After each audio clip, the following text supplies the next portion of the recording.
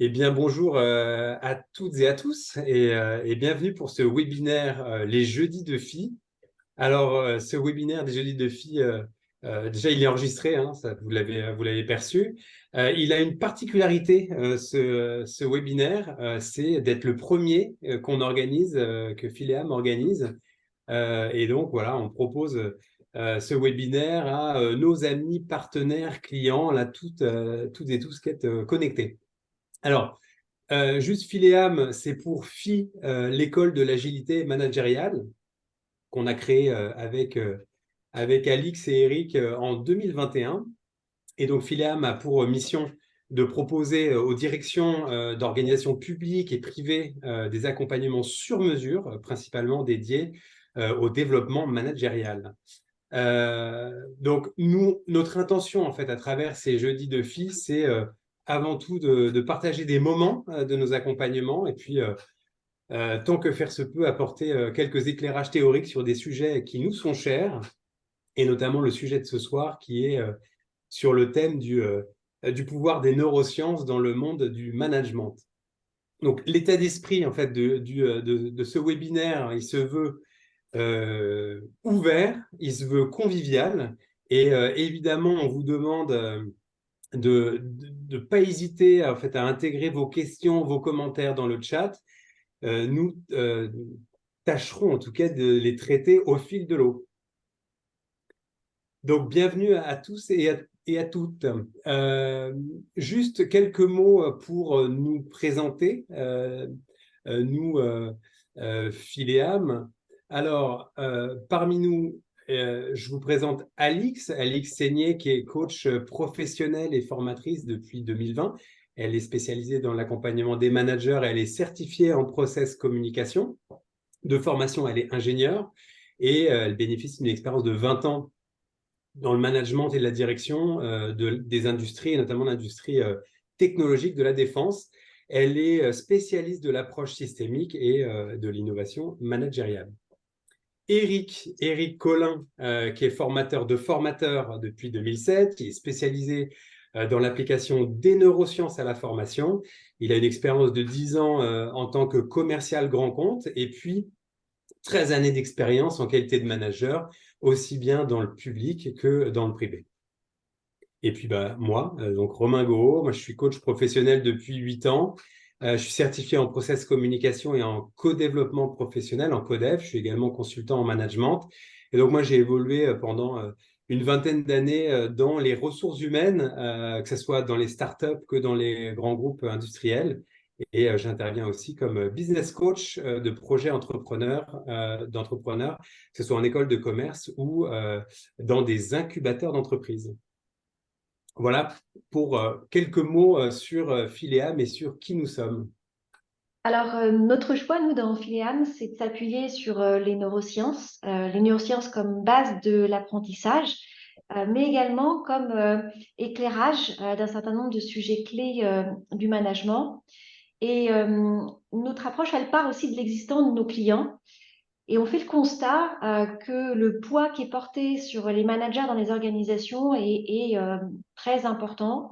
Et ça nous interroge beaucoup, en particulier sur qu'est-ce qui fait qu'on souhaite devenir un manager et qu'est-ce qui fait qu'on le reste aussi manager. Souvent, ce sont des questions qui se posent dans les accompagnements que nous faisons. Et du coup, ça nous interroge aussi sur comment nous, on peut accompagner au mieux sur ce chemin. On a l'habitude de dire qu'on est dans un monde de plus en plus incertain, de plus en plus complexe. Alors, on appelle ça VUCA. Il y a plein d'acronymes que vous entendez probablement si vous lisez cette presse spécialisée. On parle de VUCA, on parle de BANI. BANI, c'est voilà, la fragilité, anxieux, non linéaire, etc. Incompréhensible.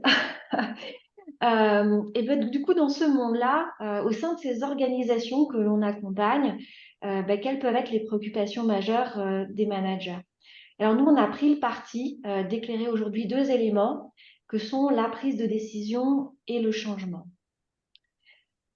Alors, la prise de décision, nous savons que nous prenons 32 000 décisions par jour. C'est un vrai sujet et c'est aussi un vrai sujet d'angoisse.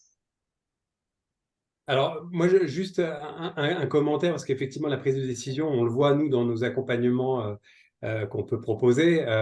Je vous présente juste un cas de figure, une entreprise du numérique, 200 personnes globalement, une dirigeante qui souhaite être accompagnée en fait et qui, notamment pour créer un collectif de managers à qui elle pourrait déléguer des sujets stratégiques, des sujets opérationnels et surtout du management, puisqu'elle sortir des 50 personnes qu'elle a en direct en management. Et donc, Phileam, nous, on l'a accompagnée sur la mise en place de ce collectif de managers. Et il y a plein de questions qui se sont posées autour de la prise de décision. Et notamment, la première, c'était sur la prise de décision, le fait de décider de devenir manager. Et certains me disaient, mais moi, je le fais en sous-marin déjà, qu'est-ce que ça va m'apporter en plus de l'officialiser? Il y avait vraiment déjà une première question qui apparaissait.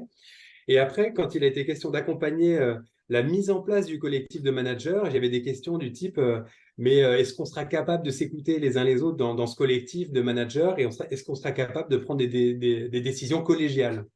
Deuxième question. Et puis une troisième aussi qui est apparue dans l'accompagnement, c'est finalement, est-ce qu'on aura la légitimité de les prendre, ces décisions, et surtout en l'absence de la dirigeante. Donc voilà, c'était pétri de croyances, de filtres, de freins autour de cette prise de décision qu'il a fallu évidemment travailler tout au cours de l'accompagnement. C'était un très bel accompagnement. Et vous voyez que c'est quand même compliqué, effectivement, la prise de décision. Et si c'est souvent un sujet difficile, alors qu'est-ce qu'on peut dire de la conduite du changement? C'est à la fois difficile, mais c'est aussi douloureux.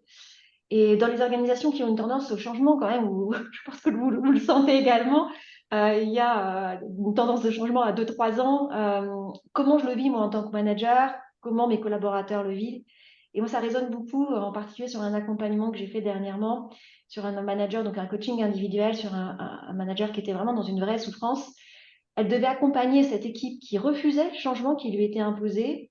Elle-même n'était pas super convaincue de ce qu'on lui demandait et elle se sentait vraiment écartelée dans sa fonction de manager parce qu'on lui expliquait quelle était la courroie de transmission de la direction, que ça faisait partie de son job de faire adhérer l'ensemble de ses collaborateurs, et puis l'expression d'un vrai mal-être au sein de l'équipe.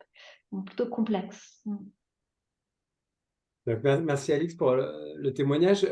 Sur ces deux thématiques, là, la prise de décision et le changement, si on commence par la prise de décision, Eric, qu'est-ce que tu peux nous dire et comment les neurosciences peuvent éclairer en fait ce sujet-là? Oui, alors effectivement, oui, c'est 32 000 décisions par jour. Alors, ce qu'il faut savoir quand même, c'est que 95% de ces décisions relèvent de l'inconscient. C'est une chance, hein, d'ailleurs. Et seulement 2 à 5% relèvent de l'analyse, qui elle-même est biaisée par ce que l'on appelle les biais cognitifs. Alors, parler de décision, c'est immanquablement évoquer les biais cognitifs, les émotions et les intuitions. Pour chacun de ces items, je me réfère très souvent à 3 personnes qui font consensus dans le monde de la recherche et du management. Et pour commencer, je me réfère à Daniel Kahneman, qui a démontré que le cerveau fonctionne à 2 vitesses.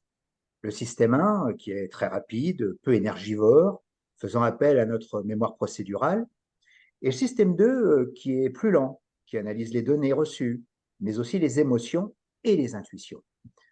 Donc cette analyse prend du temps, de l'énergie et est sujette aux biais cognitifs. Nous allons y revenir dans un instant. Bernard Anselm, quant à lui, est spécialisé en neuropsychologie et plus précisément en imagerie médicale. Et il nous parle admirablement bien de la place des émotions dans la prise de décision. Je vous conseille son livre sur les talents cachés de votre cerveau au travail. Et pour finir, Pierre-Marie Lédo, directeur du département neurosciences à l'Institut Pasteur, qui, lui, nous présente le manager de demain comme un manager neuro-amical.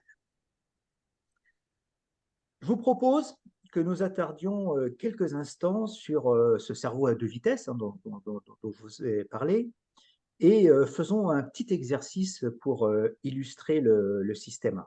Alors, juste un petit exercice de calcul très simple, mais auquel je vous invite à répondre dans le chat en moins de 10 secondes. Donc, voici l'exercice. Je vous le lis, même si vous savez lire. Une gomme et un crayon coûtent 1,10 €. La gomme coûte 1 € de plus que le crayon. Combien coûte le crayon? C'est simple, facile. Allez, à vous. Combien coûte ce fichu crayon?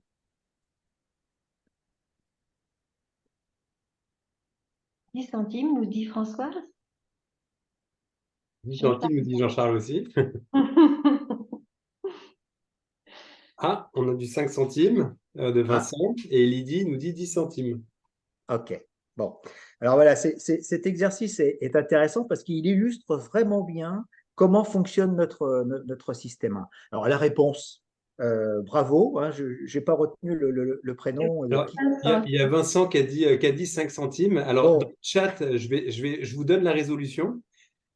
Si on appelle X le coût du crayon, Y le coût de la gomme, effectivement, si on pose une équation telle qu'on l'avait fait notamment à l'école hein, déjà, X plus Y égale 1,10 €, X plus 1 plus X égale 1,10 €, donc 2X égale 10 centimes, X égale 5 centimes. Donc la bonne réponse, c'était Vincent.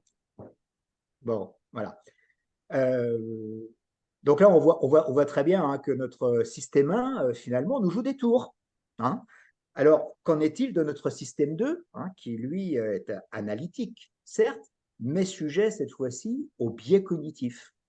Et avant même de parler des biais cognitifs, j'aimerais vous en donner une définition. En fait, quand on parle de biais cognitifs, on parle d'un mécanisme de pensée à l'origine d'une altération du jugement. C'est-à-dire que c'est à cause de nos biais cognitifs que nos prises de décision sont parfois faussées. Et même avant d'aller encore plus loin, je vais encore vous poser une question, mais là, on va le faire à travers un sondage.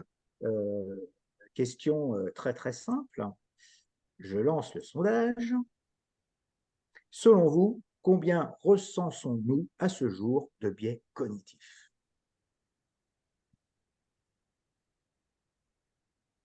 Et vous avez la possibilité de répondre.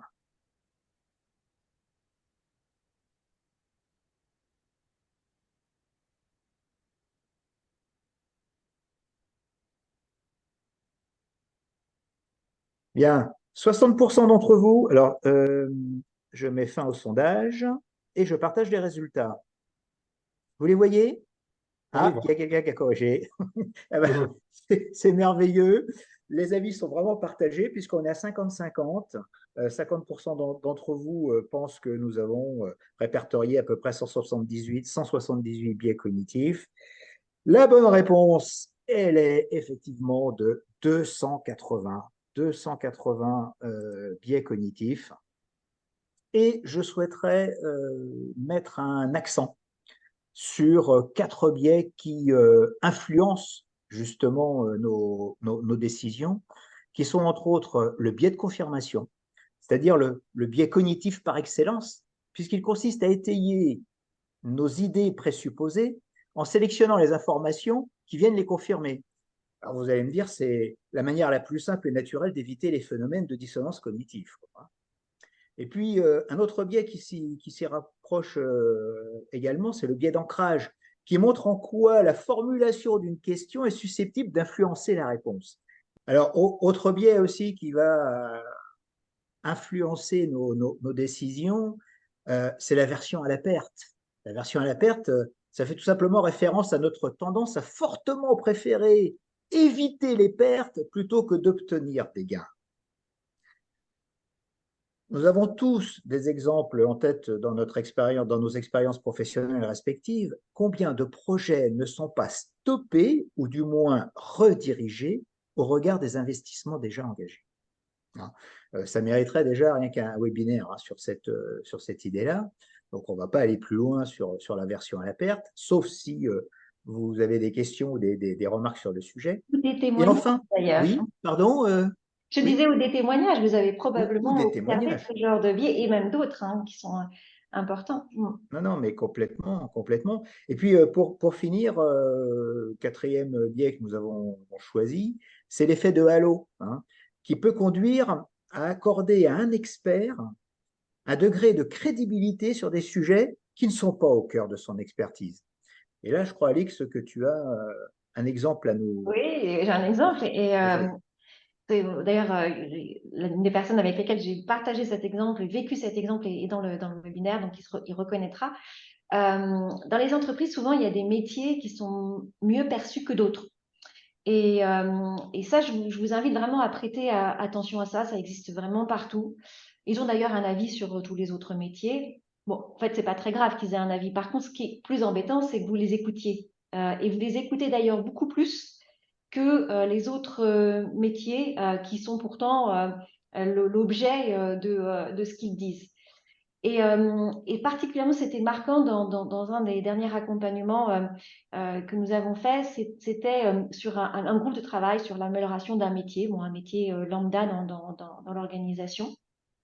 Et spontanément, quand la cliente de ce groupe de travail nous donne la liste des participants, sur les 10 personnes qu'elle nous donne, sur les 10 noms qu'elle nous donne, il y a un seul nom du métier sur lequel on était censé travailler. Et par contre, il y en avait tout un tas sur le métier phare de l'entreprise. Alors bien sûr, on lui a signalé, elle a retravaillé sa liste de noms. Et ce qui a été marquant, c'est que derrière, dans le groupe de travail, malgré les rééquilibres, tous les autres métiers autour de la table parlaient plus de ce métier-là que lui-même. Et pour vraiment réussir à rééquilibrer, il a été nécessaire de faire une session spécifique à ce métier. Ok, merci Alix pour ce témoignage. Alors, un petit point d'attention, parce que connaître l'existence des biais cognitifs, en comprendre et en mesurer les effets, ne peut en aucun cas nous protéger contre leur apparition. Mais y être sensibilisé et y être confronté grâce à des exercices permet d'améliorer sa capacité à reconnaître les situations à risque. Hein, c'est surtout ça. Voilà. On va continuer. Alors maintenant qu'on a parlé des biais cognitifs hein, sur nos décisions, en quoi les émotions jouent-elles un rôle hein? On entend par émotion une réaction passagère, rapide et spontanée, je prends l'exemple de la surprise, en adaptation à une information importante et accompagnée d'une réaction corporelle. Voilà la définition d'une émotion. Bon, alors que nous apprennent les neurosciences sur les émotions? Tout d'abord, elles surviennent à la suite d'une stimulation de nos 5 sens. Hein. Donc, elles sont traitées par le système limbique, hein, donc cette partie en rose foncé que j'ai représentée sur le schéma.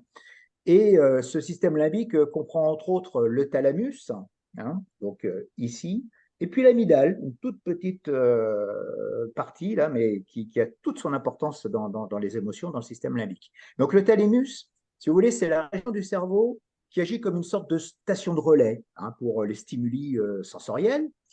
Il reçoit donc les informations sensorielles et puis il les transmet à d'autres parties du cerveau pour le traitement. L'amygdale, quant à elle, elle joue un rôle clé dans la régulation des émotions, en particulier dans la détection et la réponse à des stimuli potentiellement menaçants. On verra que l'amygdale peut déclencher une réaction de peur ou d'anxiété. Et puis enfin, le cortex cérébral, donc que j'ai représenté en rose beaucoup plus clair, hein, le cortex cérébral ou le néocortex, là c'est la partie la plus évoluée du cerveau, qui est responsable de la pensée consciente, hein, si j'ose dire, de la prise de décision. Il traite donc les informations sensorielles, les interprète en fonction du contexte et des expériences passées. C'est là en fait que se produit la régulation émotionnelle consciente. Alors, comment je vais imager ça? Parce que là, c'est peut-être un petit peu beaucoup, même théorique. Si je vous montre, elle va apparaître, cette image. L'information est reçue donc par le thalamus, hein, qui l'envoie à l'aire corticale visuelle, hein, située à l'arrière du néocortex, parce que je vous montre une image. Donc, cette information est envoyée à l'aire corticale visuelle, située donc à l'arrière du néocortex, qui évalue l'information et qui informe l'amygdale. Il s'est passé environ 0,3 à 0,5 secondes. Dans le même temps, l'information est analysée par le cortex préfrontal, donc cette partie du néocortex qui envoie son analyse en fonction du contexte et des expériences passées. Là, manifestement, le néocortex est en train de nous dire, attends, t'inquiète, c'est une image, hein, donc c'est pas la peine de partir en courant, hein, d'accord? Donc cette information, le néocortex l'envoie donc à l'amygdale, qui réagira en conséquence, mais là, il s'est passé une seconde. On va parler de circuit lent. Si maintenant, c'est plus une image, mais que vous êtes en situation réelle devant le serpent, tout comme nos ancêtres se trouvaient devant le tyrannosaure. Là, le thalamus transmet l'information sensorielle directement à l'amygdale.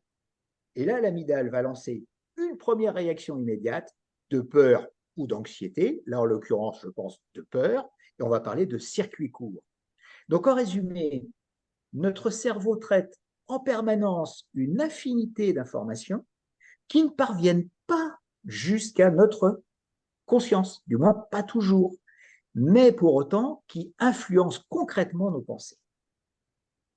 Voilà ce que je voulais dire sur le circuit des émotions. D'ailleurs, je vais laisser la main à Romain maintenant, hein, qui va nous parler un peu plus en détail encore, hein, des émotions. Oui, merci Eric. Déjà, en comprenant en gros comment fonctionnent les circuits des émotions, on perçoit bien que les émotions sont vraiment les marqueurs de ce qui nous importe réellement. Moi, je voulais attirer votre attention sur quelque chose qui est assez important qui se passe au niveau des émotions. Quand on parle des émotions plutôt explicites, hein, c'est les émotions de surface qu'on peut avoir, et des émotions implicites, donc c'est les émotions qu'on peut avoir en profondeur.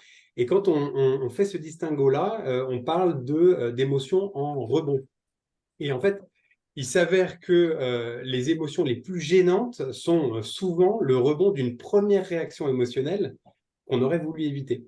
Alors, c'est important de pouvoir accueillir ces différentes émotions et puis ces différents niveaux d'émotions. Et il est souvent recommandé de les séparer.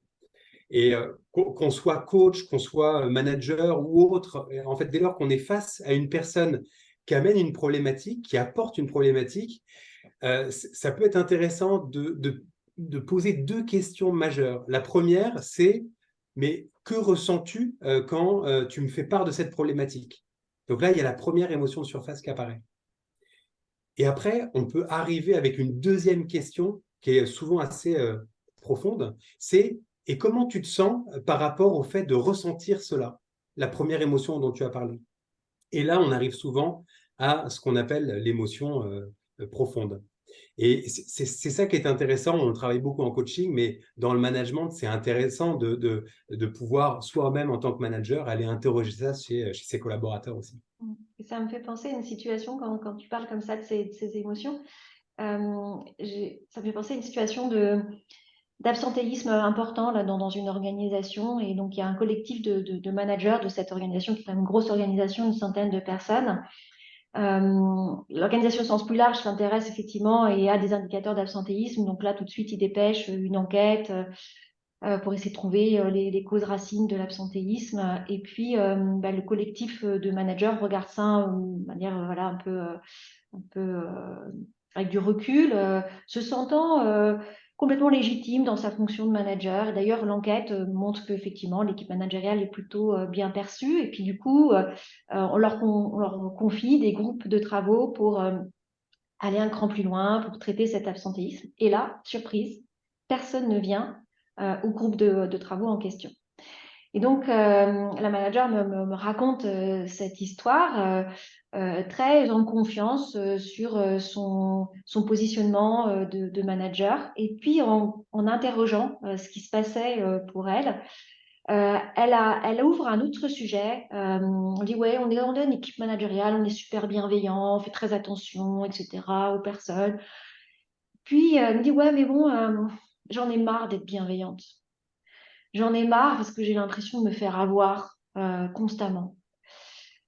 Et là s'ouvre un autre champ. On dit, mais très bien, on est allé interroger qu'est-ce qui se passe dans le fait d'en avoir marre d'être bienveillante. Et en allant un cran plus loin, elle se prend conscience qu'en fait, elle a peur, qu'elle est dans le contrôle et que finalement, l'équipe managériale, si bienveillante, si légitime, peut-être avait aussi des choses à regarder dans son équipe managériale et que peut-être que le fait que les collaborateurs ne soient pas venus dans ce groupe de travail était peut-être un symptôme d'autre chose dans le collectif de management. D'accord, ouais, intéressant. Ok. Si Très bien. certains d'entre vous ont des expériences à partager, on est preneur, hein, parce que on essaie, enfin voilà, l'interactivité, c'est bien aussi. Oui, oui, n'hésitez pas, surtout si vous n'êtes pas d'accord. Vous avez le Oui, droit de ne pas être d'accord. réagissez à ce qu'on dit parce qu'on vous Exact. éclaire aussi avec des expériences que l'on vit et ça nous intéresse d'avoir vos retours sur ça. Ouais, Et ouais. parmi les gens présents, il y a des gens expérimentés, hein, qui ont vécu des situations, je le sais, hein. Donc, allez-y, n'hésitez pas à nous interrompre. Donc, on a vu, hein, prise de décision, les biais cognitifs, on en a parlé, les émotions, on vient d'en parler. Il nous reste encore un sujet, hein, souvenez-vous, hein, ce sont les intuitions. Alors, Pierre-Marie Lédo, que je vous ai présenté tout à l'heure, nous dit que les intuitions, c'est du big data. Voilà comment il le présente, hein. En fait, les intuitions sont en fait la façon de ressaisir toutes les données que j'ai absorbées de mes expériences. Et je dis bien toutes les données. Voilà. Donc, il faut savoir que le cerveau n'est pas une boîte noire fermée avec une entrée et une sortie, mais bien un organe ouvert. Alors, ouvert, dans un premier temps, sur le milieu intérieur. On parle de gut feeling, en fonction de ce que je ressens dans mes viscères, qui, malgré tout, compte environ 200 millions de neurones.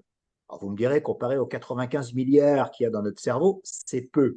Mais oui, nos émotions se logent bel et bien dans notre intestin. Ne dit-on pas, d'ailleurs, avoir la peur au ventre, avoir l'estomac noué, bien, hein.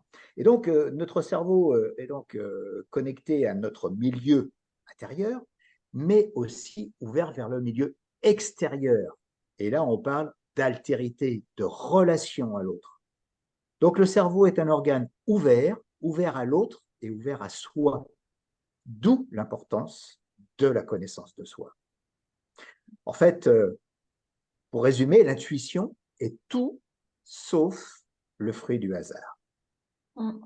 Ça me fait penser à une Voilà. anecdote, en fait, également là-dessus. Excuse-moi, avant que tu passes au Non, résumé. non, je t'en prie, oui, je reviens. Je Et peut-être vous reviens. en avez aussi d'autres. Moi, ça me fait penser à j'ai un ami qui est un serial entrepreneur. Et puis, du coup, quand Internet a démarré, il avait démarré une entreprise sur le sujet. Et puis, il fait une présentation dans un COMEX d'un grand groupe de la vente par correspondance. Il explique voilà, comment ça va révolutionner la vente de demain. En fait, il était invité par le président de ce groupe qui, lui, était persuadé qu'il y avait quelque chose. Enfin, il sentait vraiment au fond de lui qu'il y avait un vrai tournant à prendre. Sauf que il reçoit un accueil très très froid beaucoup de questions se posent, etc.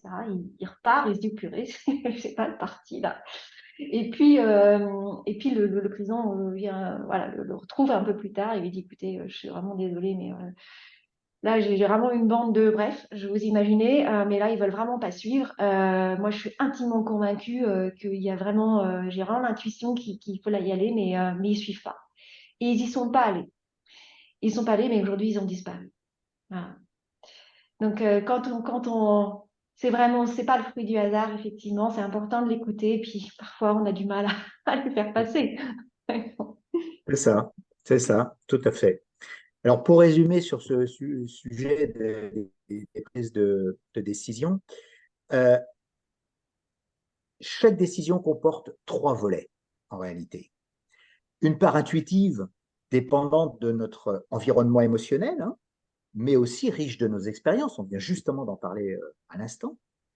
Une part rationnelle, quelque peu sous l'effet des émotions, mais sous contrôle de notre esprit critique, notamment quand on a conscience des biais cognitifs. Et puis donc une part sociale qui s'appuie sur les visions de personnes compétentes.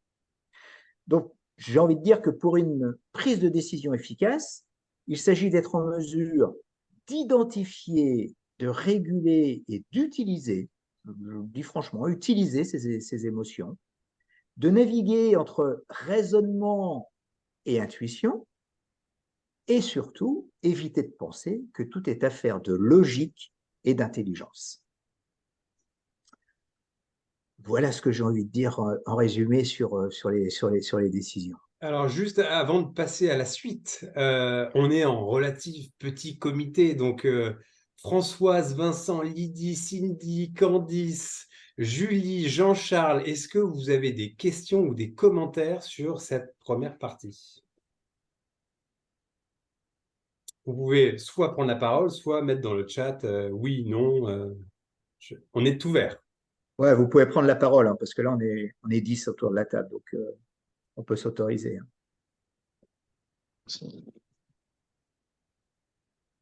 Jean-Charles, tu as pris la parole, non? J'ai cru. Non. Non, non, non. Ok.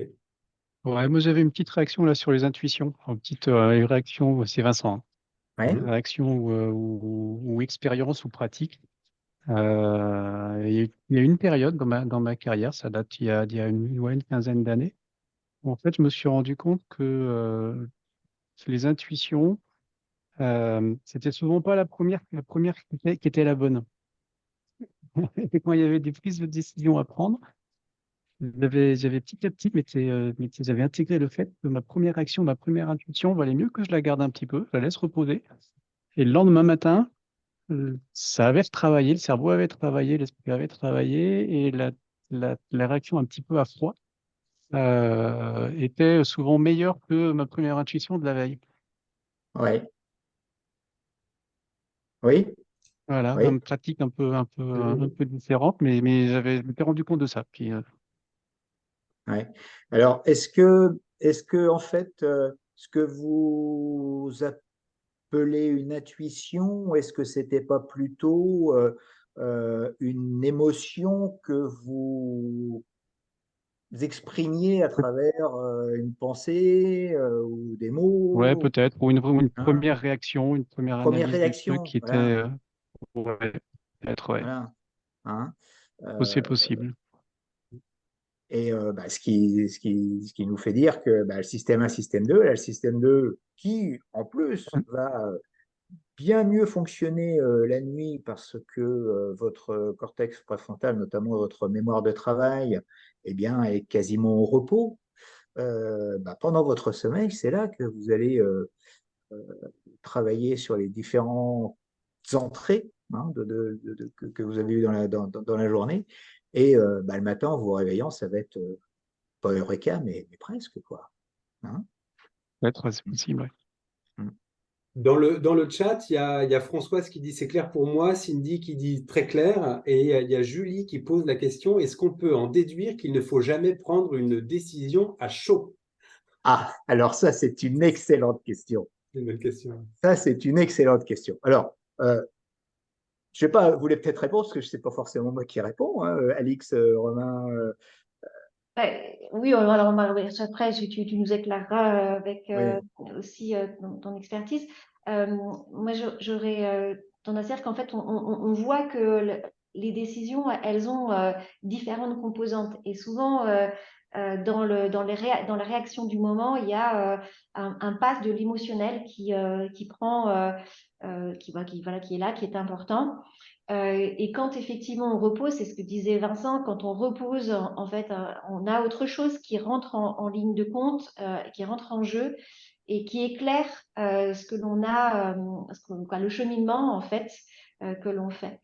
Alors après, est-ce qu'il n'y a pas aussi des décisions à chaud qui peuvent être prises et qui peuvent être aussi très pertinentes? Et là, on est vraiment dans une notion d'intuition aussi. Il y a des moments où on sait on sent intimement que c'est la bonne décision.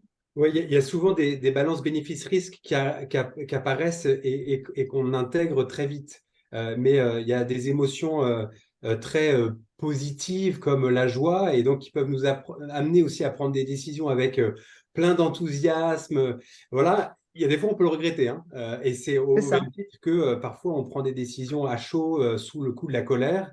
Et on peut le regretter aussi. Donc, c'est pour ça, enfin, je reviens sur la notion d'émotion primaire, secondaire, Hum. l'émotion derrière l'émotion. finalement, l'émotion qu'on a, qui pourrait être assimilée à une intuition, en fait, la première émotion qu'on peut avoir, finalement, c'est quoi l'émotion profonde qu'il y a derrière? C'est toujours intéressant de même se poser la question. On parlait d'aller interroger un collaborateur ou voilà, on peut se la poser à soi-même cette question-là. Pourquoi je Ouais. ressens ça en fait? Puis il y a encore autre chose. La question est très intéressante parce que la question c'était doit, doit-on éviter de prendre des réactions, des Est-ce décisions qu'on à peut en chaud? déduire C'est qu'il ne ça? faut jamais Bon, prendre une décision à chaud? décision. Alors j'ai envie de dire surtout pas. Surtout pas, parce que imaginez, alors je vais vous parler d'un contexte qu'AX connaît bien aussi, hein, c'est le domaine de la défense. S'il y a bien un moment où de toute façon, quand vous êtes sur le terrain et que vous êtes face à l'ennemi, vous n'allez pas commencer à repousser votre décision au lendemain si vous allez appuyer sur la gâchette ou pas. Il y a une chose, c'est que vous avez été hyper préparé. Et donc, pour le coup, vos émotions, vous les connaissez. Vous vous connaissez mieux que quiconque. Et vous savez que la décision que vous allez prendre, de toute façon, là, c'est même plus du système 2, c'est du système 1 qui va réagir. Donc, en l'occurrence, là, c'est le combat, quoi, hein, c'est la fuite ou le combat. Bon, bah, je vais plutôt combattre. Donc, oui, vous êtes en mesure de prendre, on peut prendre des décisions à chaud à partir du moment où j'ai été bien préparé, à partir du moment où je me connais bien, à partir du moment où l'émotion que je vis sur le moment, je sais quoi en faire, j'en fais une alliée. Voilà. J'allais dire si je peux juste Oui, rajouter une bien sûr. chose, c'est on peut tout à fait, il faut savoir prendre des décisions à chaud. Et c'est ça complète ce que vous venez de dire, c'est il faut juste savoir l'assumer derrière, qu'elle s'avère bonne décision ou mauvaise décision, mais il faut l'assumer. Oui, On peut oui, tout à fait en prendre à chaud, il faut savoir en prendre à chaud. Ouais. ouais, mais complètement. Bah, la question a été très intéressante. Donc, bah, merci à tous là, pour les commentaires et les questions. Donc là, c'était le premier sujet qu'on abordait Romain? Ah, Oui, oui, oui, oui, excusez-moi, c'est Candice. oui.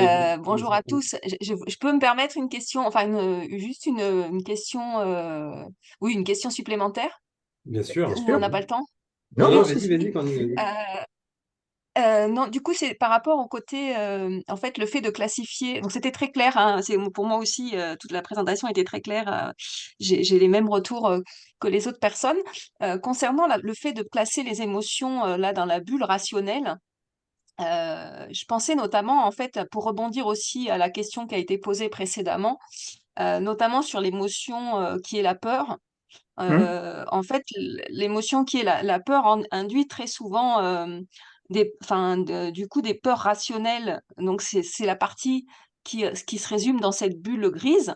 Mais il y a aussi, en fait, plusieurs émotions qui se mélangent peut amener à des peurs qui sont irrationnelles parce que et du coup dans ce processus-là de prise de décision tel que vous le présentez, je me demandais à quel niveau il était pris en compte en fait ou s'il n'était pas du tout à ce stade-là.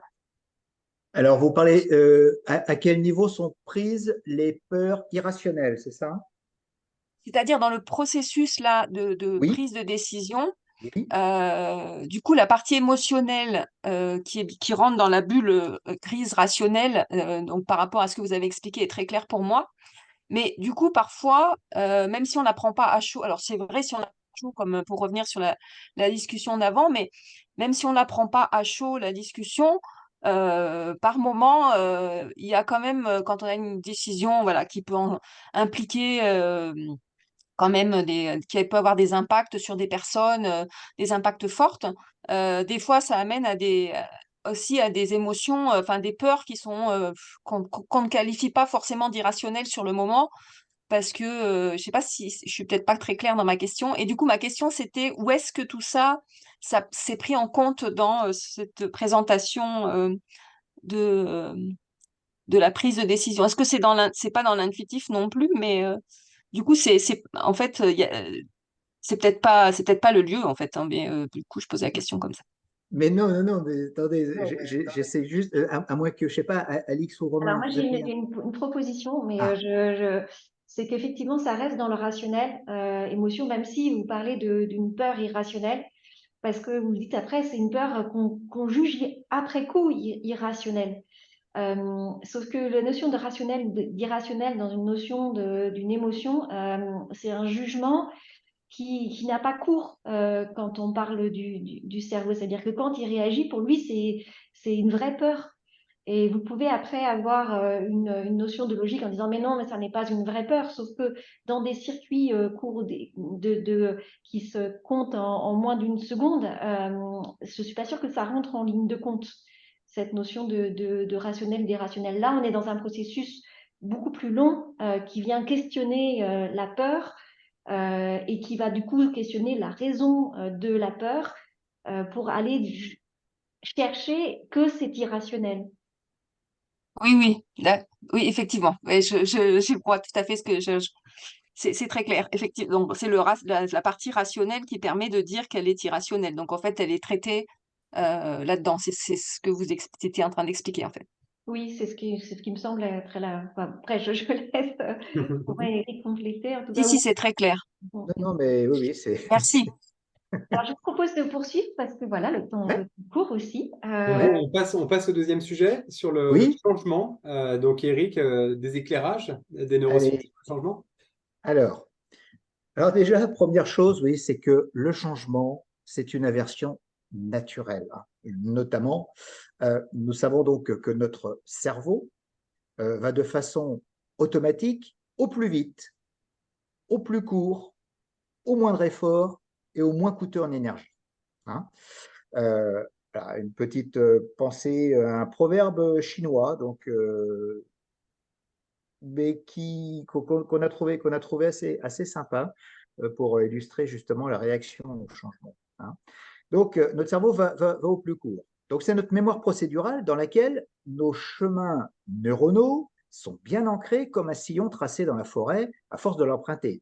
C'est ce qui nous permet de prendre 95% de nos décisions au quotidien. Donc, ça, c'est notre quotidien. Seulement, voilà, le changement, c'est tout le contraire. Le changement, c'est coûteux en énergie, car il va falloir déconsolider les liens neuronaux solidement ancrés avec le temps, reconstruire de nouvelles connexions dont nous n'avons pas forcément envie. Donc, comment notre cerveau fonctionne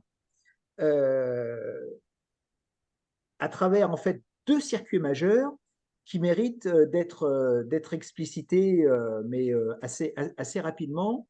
Mais je pense qu'il est important d'expliquer quand même ce que nous disent les neurosciences cognitives sur ce sujet-là.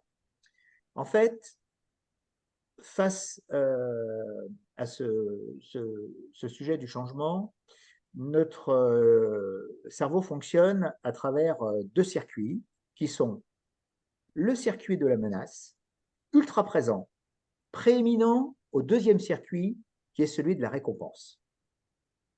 J'explique.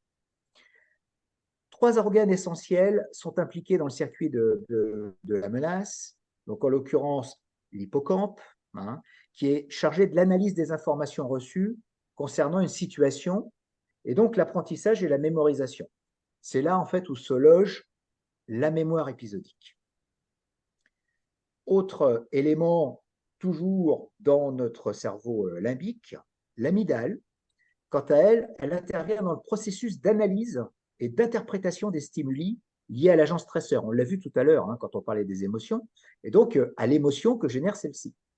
Et puis l'hypothalamus, qui se trouve ici, hein, toujours dans le circuit limbique, hein, dans le cerveau limbique, pardon, il assure entre autres le contrôle des sécrétions hormonales et la réponse corporelle aux émotions, comme l'augmentation du rythme cardiaque en cas de peur, la libération d'adrénaline ou de cortisol en cas de stress prolongé. Donc le circuit de la menace, c'est le circuit de notre ancêtre dont je vous parlais tout à l'heure, hein, qui se trouve devant le tyrannosaure, avec pour action, je fuis ou je combats. Pas d'autre choix, hein.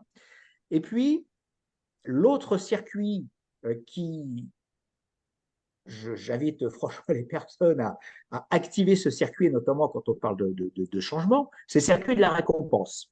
Donc, on retrouve toujours l'amygdale qui est toujours considérée comme étant le centre des émotions, l'hippocampe qui est toujours là pour le régulateur donc de la mémoire, mais rentre en scène dans le circuit de la récompense le cortex préfrontal, dont je vous parlais tout à l'heure, dans le néocortex, qui lui va être impliqué dans la motivation et la focalisation de l'attention.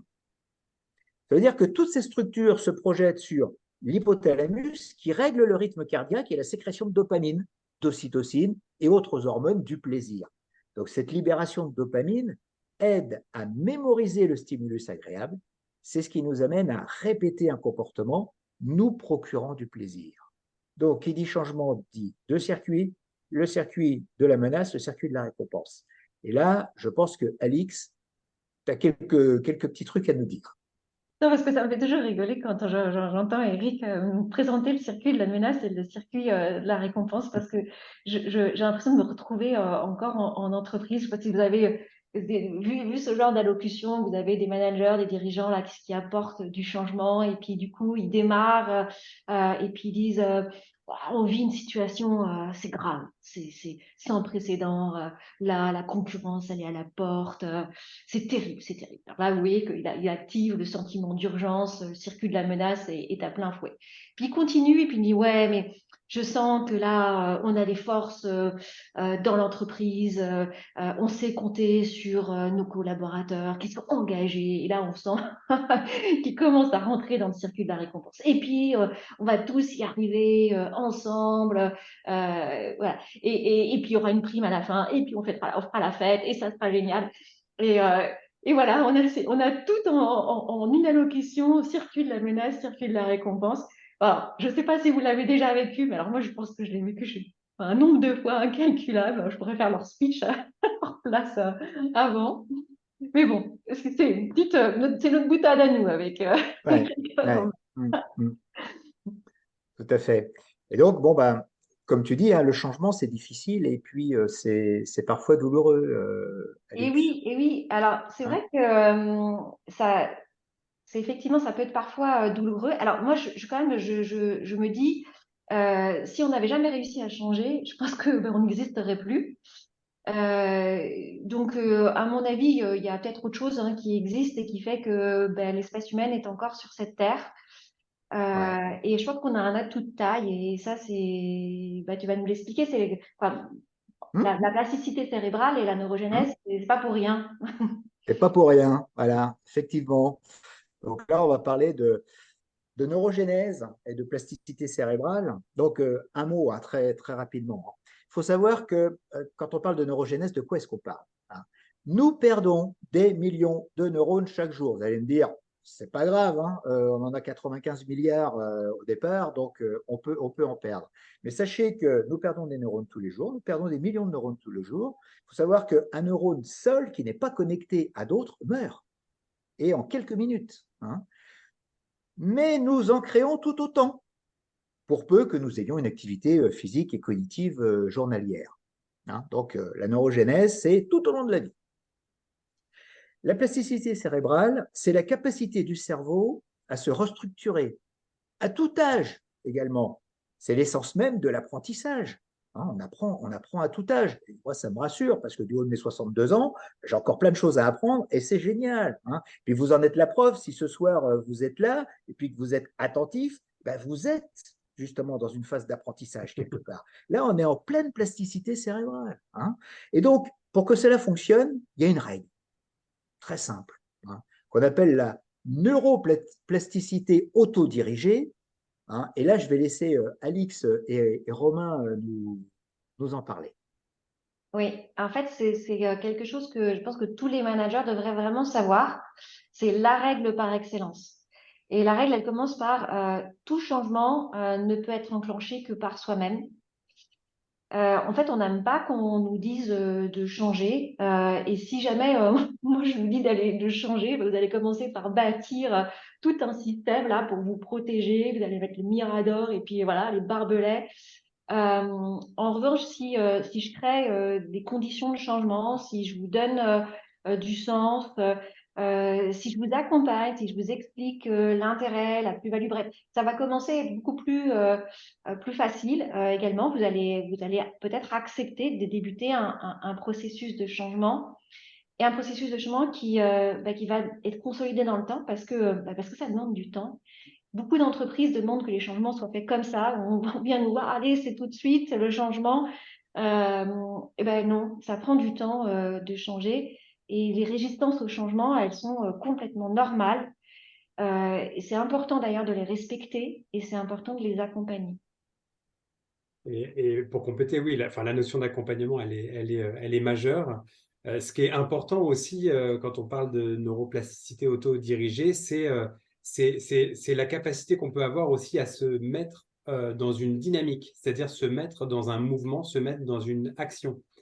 Et ça sert à éviter toutes les ruminations qu'on pourrait avoir qui font finalement que inciter le circuit de la menace. Donc la notion d'action, elle est fondamentale. Et pour aller un cran plus loin, c'est une chose qui nous est assez chère, nous, dans nos accompagnements avec Phileam, c'est qu'on invite nos clients ou les gens qu'on accompagne à intégrer et à rentrer dans la méthode des petits pas, c'est-à-dire à se fixer avec une certaine ambition, parfois mesurée, cette mise en action avec des objectifs qui soient atteignables. Donc, il faut vraiment avoir en tête que le cerveau, c'est un marathonien, c'est-à-dire qu'il faut l'entraîner et à démarrer, à se mettre en action, et en tout cas, c'est pas un sprinter qui pourrait démarrer ultra rapidement. Voilà, donc c'est assez important de voir comment on peut aussi activer les choses pour ce qui est du changement. On arrive là sur la fin de cette partie-là. Eric, si tu peux juste changer de diapo. Ce qui est important, c'est que on arrive là, là, ce qui peut être intéressant, c'est juste de rebalayer certains éléments clés à retenir. Déjà, sur la prise de décision, il y a différentes choses qui sont importantes. C'est un, apprendre à se connaître. Deux, c'est d'accueillir ses émotions.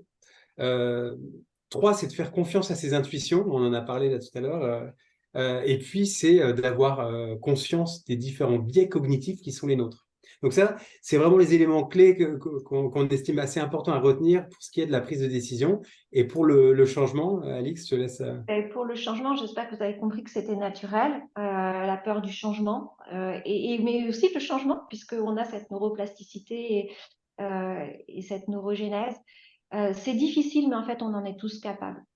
Et c'est important aussi de se rappeler que finalement, tout est question de circuits neuronaux. Vous l'avez compris, il y en a deux, circuit de la menace et circuit de la récompense, et c'est ce qu'on active en permanence. Sur la partie changement, est-ce que vous avez des commentaires ou des questions dans les quelques minutes qui nous restent?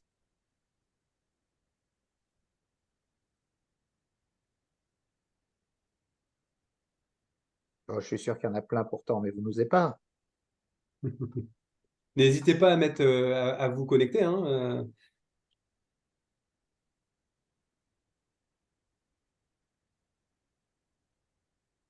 Bon, Bon, ça doit être clair alors. allez, c'est hyper clair. Un élément important, parce qu'on parlait de neurosciences et de management, quelques mots sur nous, comment on aborde les accompagnements qu'on propose avec Phileam, comment on aborde les accompagnements qu'on propose à nos clients. Évidemment, on intègre les neurosciences dans la construction de tous nos parcours d'accompagnement des managers en entreprise.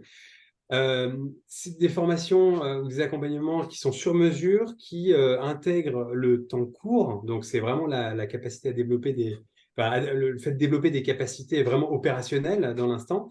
Et puis, le temps long, c'est-à-dire l'apprentissage durable, d'intégrer la connaissance dans le temps. Donc ça, c'est la première chose. Et la deuxième chose, c'est que on élabore nos accompagnements avec un processus un peu spécifique où on intègre du diagnostic systémique tout au début et on co-construit en fait tous nos chemins de formation et d'accompagnement avec les managers, avec les dirigeants. Et puis après, ça nous permet de designer et d'élaborer un mix de formation et d'accompagnement qui intègre de la formation présentielle, de la formation distancielle, du coaching individuel, du coaching d'équipe, des ateliers de coaching, de l'intelligence collective, enfin plein de choses passionnantes qu'on co-construit du coup ensemble. Et dans la notion de temps long, hein, neurosciences, donc temps long dans l'apprentissage, on propose aussi du mentoring, du co-développement professionnel, justement pour accompagner les équipes à entretenir et à s'autonomiser et à entretenir ces apprentissages dans la durée. Donc voilà, c'est quelques informations sur les accompagnements et en quoi nous, on intègre les neurosciences dans nos accompagnements. Et puis, vous voyez, en haut à droite, il y a ces différents ateliers qu'on peut proposer dans les accompagnements. Et il y en a un qui est important, et ce sera pour moi le mot de la fin, c'est bien se connaître pour bien manager. Et donc, c'est valable pour chacun d'entre nous, finalement, d'apprendre à bien se connaître. Donc, on arrive à la fin de ce webinaire. Merci évidemment à tous et à toutes pour votre participation. Comme c'est les jeudis de filles, on transmettra bientôt la date et le thème du prochain webinaire des jeudis de filles. Et voilà, on vous souhaite à tous une excellente soirée. On espère que ça vous a plu. Et ce que je vous propose, c'est peut-être d'allumer vos caméras, qu'on puisse se voir quand même une petite fois ensemble avant de clôturer ce webinaire. Voilà, on voit Jean-Charles, on voit Vincent, on voit Lydie. Bon, Ah, ça fait plaisir de vous voir tous. En tout cas, ça a été un très beau moment partagé avec vous. Merci pour On voit vos Candice aussi, questions. moi j'avais pas vu. Merci pour vos questions. Si vous en avez encore une dernière, ça serait dommage de partir sans l'avoir posée. Donc voilà, vous pouvez encore, on a encore 2 minutes, même si voilà, vous avez le slide. Merci pour votre participation. Ne partez pas avec une question. Partagez-la. donc bien évidemment, c'est enregistré, donc on vous enverra le lien d'ici quelques jours, hein, vous pourrez revisionner ce webinaire. Et vous avez nos éléments pour nous contacter pour des questions ultérieures.